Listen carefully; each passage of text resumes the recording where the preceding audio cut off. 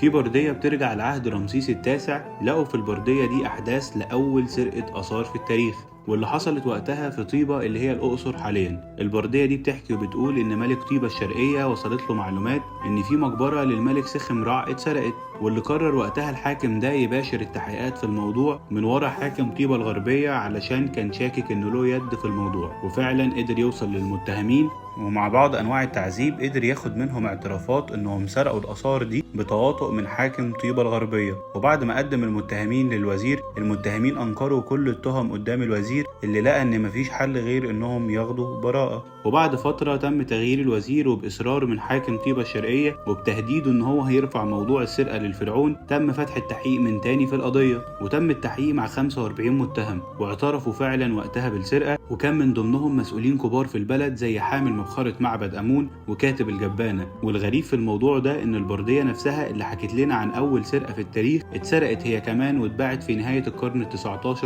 الميلادي.